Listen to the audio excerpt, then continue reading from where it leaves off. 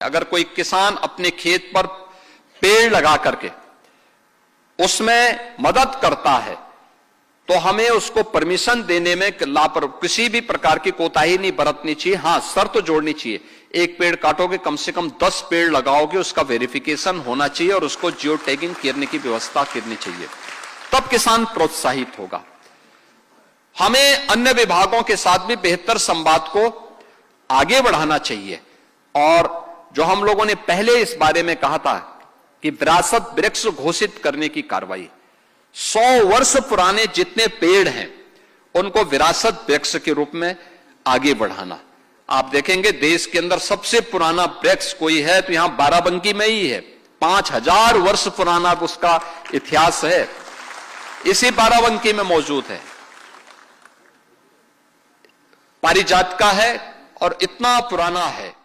ऐसे ही मैं जब गोरखपुर में जाता हूं, हमारे मंदिर कैंपस में 2 पेड़ ऐसे हैं, यानी एक पेड़ जिस पेड़ के नीचे भारत सेवाश्रम संघ के संस्थापक स्वामी प्रणवानंद जी ने 1912 में, यानी आज से 114 वर्ष पहले दीक्षा ली थी गोरखमी पीठ में आकर के, उसी पेड़ के नीचे उन्होंने दीक्षा ली थी। वह पेड़ आज भी उसी रूप में आम का पेड़ है और उसी रूप में ऐसे फैला हुआ है। आप सोचो उस समय भी वह पेड़ ऐसे ही था। जो पुराने चित्र दिखते हैं, पुराने चित्र जो बने हैं उसी रूप में बने हैं।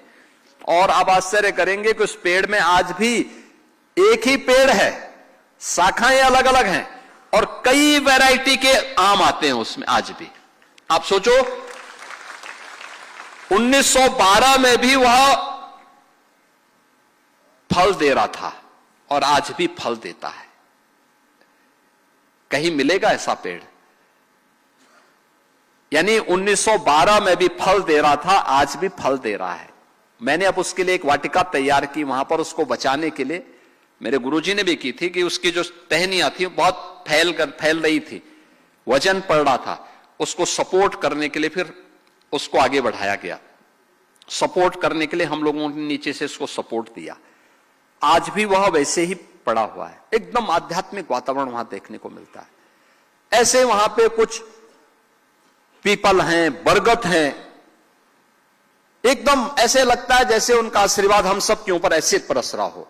आप सोचो कई पीढ़ियों को उन्होंने देखा है, कई पीढ़ियों को देखा है। ये विरासत के वृक्ष, इनका संरक्षण करना, इनको काटने से बचाना, ये हम लोगों को जागरूक करेंगे तो लोग जागरूक होंगे, इस अभियान के साथ जुड़ेंगे।